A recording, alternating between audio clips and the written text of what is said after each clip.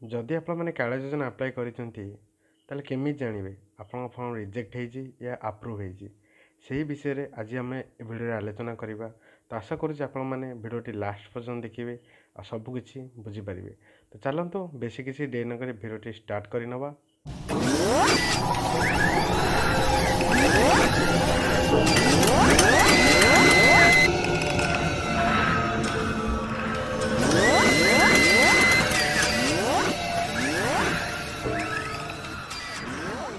आपणका mobile आपण मैंने Chrome browser open करेंगे। क्रोम ब्राउजर ओपन कर सारा सेठी आपण मैंने टाइप करेंगे kalia.odisha.gov.in। तो ये टाइप कर सारा तो आपन आगे एमती किसी इंटरफेस आसो जो थे ये आप देखिपारे आपण फॉर्म अप्रूव होती या रिजेक्ट होती। तो आपण मानक मुझे दुईटा कथा कही रखुच्छी जदि आप फॉर्म अप्रूव होती तो आपन अकाउंट को पैसा आसो, जदि रिजेक्ट होती तो आसोनी। रिजेक्ट कौन पाई तार मध्य सेठी नोट्रे लिखि तो आपने करेक्शन करेंगे। तो चलतु से विषय आलोचना करनवा।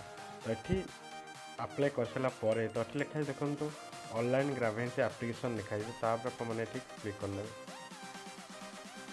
क्लिक कर सारापर तो ये लिखाई ट्रैकिंग और एप्लिकेशन जदि आपने कालिया योजना अप्लाई करताल आपण टोकन नंबर मिली तो से टोकन द्वारा आपने ट्रैक करेंगे आपण एप्लिकेशन को। तो ये ट्रैक और एप्लिकेशन उपर क्लिक करने।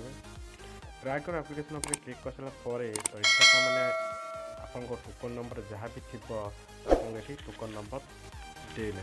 तो चलते मुझे मो टोकन नंबर दे दूँगी। तो आपने देखिपे मुझे मो टोकन नंबर दे सारी। तो टोकन नंबर दे सारापर तो आपने शो बटन उपर क्लिक करने। तो शो बटन उपर क्लिक करने तो सी किसी समय प्रोसेसिंग नंबर देखो ये प्रोसेसिंग नेला। प्रोसेसिंग नेला तो ये आमर आसीगला जोटा अप्लाई करूँ तो सीटा एवं आसीगला।